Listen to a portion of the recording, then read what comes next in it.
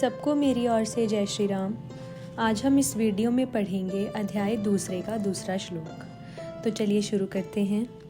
संबंध भगवान ने अर्जुन के प्रति कौन से वचन कहे, इसी आगे के 2 श्लोकों में कहते हैं।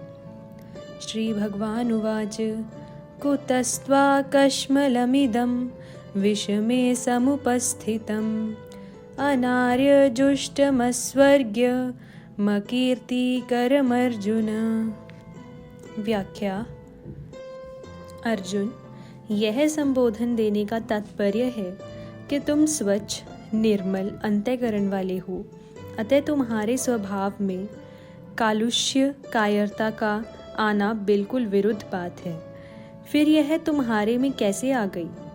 कुतस्त्वा कश्मलमिदं विषमे समुपस्थितम। भगवान आश्चर्य प्रकट करते हुए अर्जुन से कहते हैं कि ऐसे युद्ध के मौके पर तो तुम्हारे में शूरवीरता उत्साह आना चाहिए था, पर इस बेमौके पर तुम्हारे में यह कायरता कहाँ से आ गई? आश्चर्य 2 तरह से होता है, अपने न जानने के कारण और दूसरे को चिताने के लिए।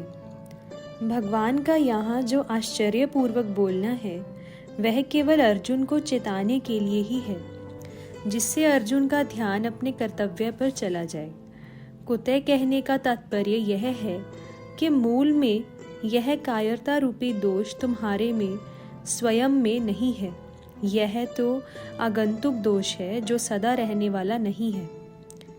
समुपस्थितम कहने का तात्पर्य है कि यह कायरता केवल तुम्हारे भावों में और वचनों में ही नहीं आई है, किंतु तुम्हारी क्रियाओं में भी आ गई है।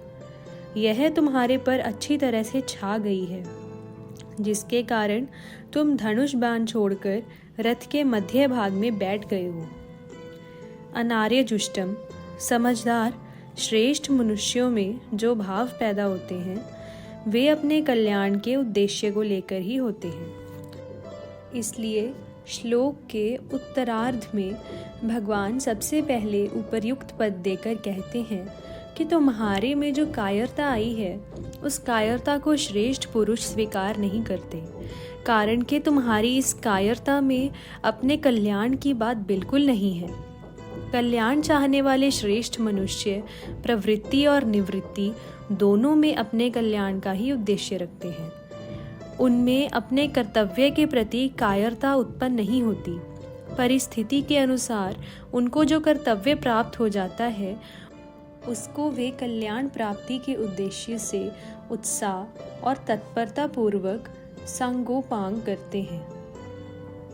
वे तुम्हारे जैसे कायर होकर युद्ध से या अन्य किसी कर्तव्य कर्म से उपरत नहीं होते।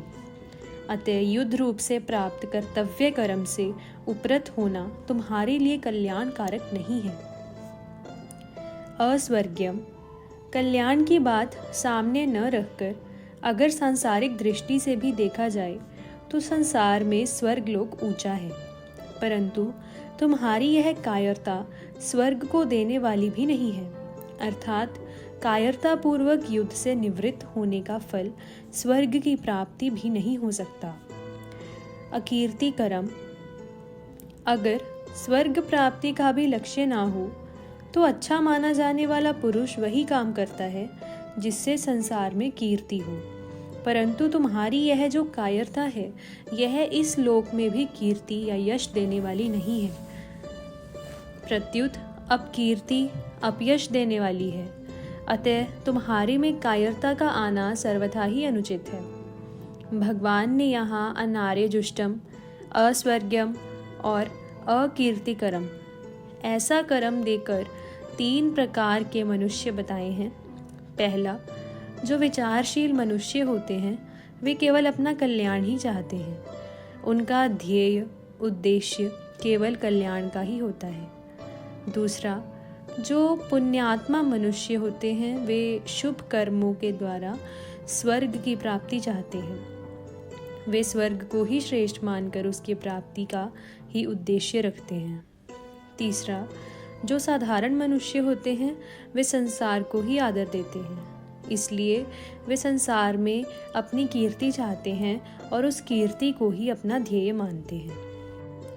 उपर्युक्त तीनों पद देकर भगवान अर्जुन को सावधान करते हैं कि तुम्हारा जो यह युद्ध न करने का निश्चय है, यह विचारशील और पुण्यात्मा मनुष्यों के ध्येय कल्याण और स्वर्ग को प्राप्त करने वाला भी नहीं है, तथा साधारण मनुष्यों के ध्येय कीर्ति को प्राप्त कराने वाला भी नहीं है।